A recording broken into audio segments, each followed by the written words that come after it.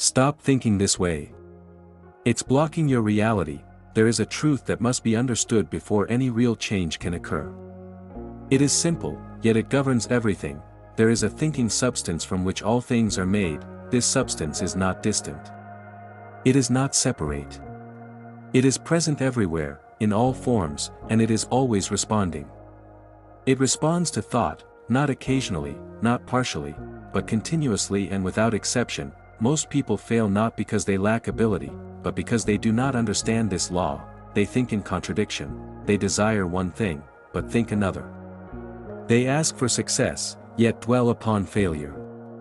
They wish for growth, yet continually return to doubt. And in doing so, they impress confusion upon the thinking substance, and confusion produces uncertain results. This is why the instruction must be clear: stop thinking in a way that opposes what is desired. The substance from which all things are formed takes the shape of what is held steadily in thought. It does not argue. It does not judge. It simply receives the dominant impression and begins its work. If the dominant impression is fear, then conditions of fear will be formed. If the dominant impression is lack, then circumstances of lack will appear. If the dominant impression is certainty and purpose, then results of that nature will follow. This is not theory. It is law. It is not enough to think positively for a moment and then return to anxiety. The thinking substance does not respond to passing wishes. It responds to sustained, directed thought. Therefore, scattered thinking must be abandoned. To think in a certain way means to hold a clear mental image of what is desired and to maintain that image with faith and gratitude.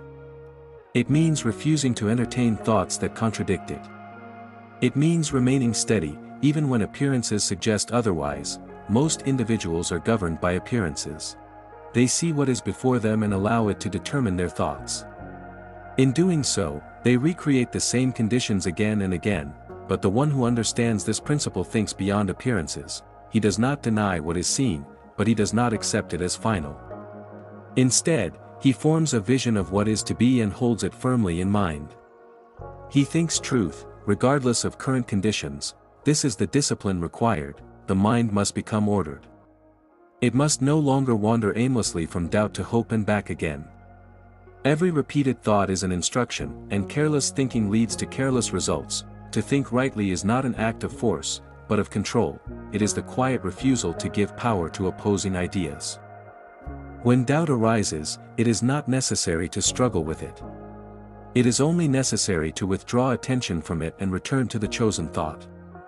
This, done repeatedly, establishes dominance of the correct impression. In time, the thinking substance receives this impression clearly and begins to move accordingly. Opportunities appear, ideas come, actions align.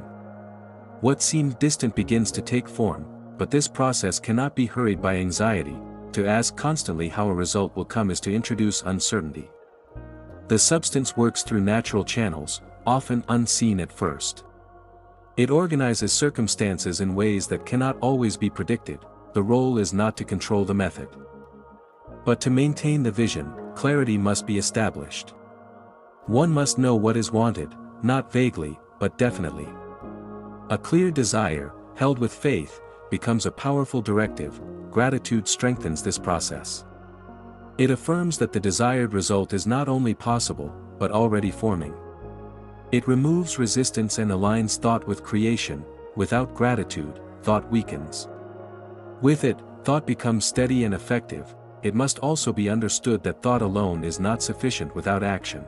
To think in a certain way includes acting in a certain way. Each action, no matter how small, must be performed with purpose and confidence, as one who is already moving toward a definite outcome. Action taken in doubt weakens the impression. Action taken in faith strengthens it. Thus, thinking and acting must agree. This is the complete instruction. Think clearly, hold the vision steadily, act with certainty, give thanks continually, and above all, stop thinking in ways that contradict the desired result. For every thought that opposes the goal delays its realization. The thinking substance is always present. It is always receiving. It is always forming. The question is not whether it works. The question is whether the thought being impressed upon it is consistent, clear, and unwavering. When it is, results are inevitable. There can be no failure under such conditions, only formation.